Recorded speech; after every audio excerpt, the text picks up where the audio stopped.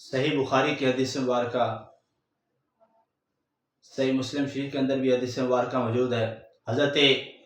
نعمان بن بشیر رضی اللہ تعالیٰ عنہما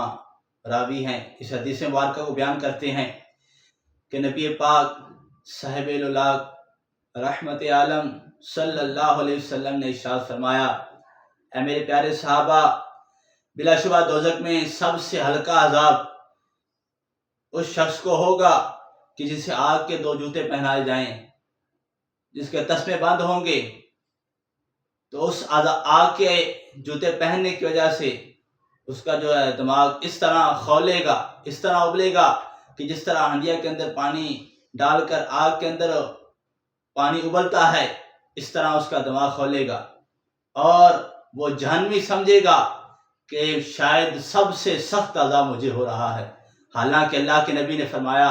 کہ اس جہنمی کو سب سے چھوٹا عذاب، ہلکا عذاب ہو رہا ہوگا، لیکن وہ اپنے آپ کو سمجھے گا کہ مجھے سب سے زیادہ سخت عذاب ہو رہا ہے۔ حضرات گرامی، اس حدیث مبارکہ سے پتہ چلا کہ عذاب کی مختلف صورتیں ہیں۔ کچھ ایسے لوگ ہوں گے کہ جنہیں جہنم کے اندر جوتے آگ کے پہنائے جائیں گے۔ اللہ کے نبی نے فرمایا کچھ ایسے جہنمی ہوں گے کہ جن کا عذاب جو ہے وہ ٹخنوں تک ہوگا، کچھ ایسے ہوں گے جن کا عذاب گھٹنوں تک ہوگا، کچھ ایسے جن کا ناف تک ہوگا، کچھ ایسے جو کندھوں تک ہوں گے، کچھ ایسے کہ سارے عذاب کے اندر وہ غرق ہوں گے۔ حضرات گرامی، اس طرح اللہ کے نبی نے فرمایا کفر کی بھی مختلف صورتیں ہیں۔ کچھ تو صرف عام کافر ہیں، کچھ کافر ہونے کے ساتھ سرکش بھی ہیں اور تخریب کار اور دہشت گرد بھی ہیں کہ انہوں نے مسلمانوں کو سریعام قتل کیا، نبیوں کو بھی نہ چھوڑا، وہ نبی جن پر وحی نازل ہوتی رہی، رب کا کلام اترتا رہا، رب سے وہ ہم کلام ہوتے رہے، ان نبیوں کو بھی نہ چھوڑا۔ ایسے سرکش و نافرمان کافر ہوں گے تو اللہ انہیں اس حساب سے عذاب دے گا۔ حضرات گرامی، اس حدیث مبارکہ سے بھی پتہ چلا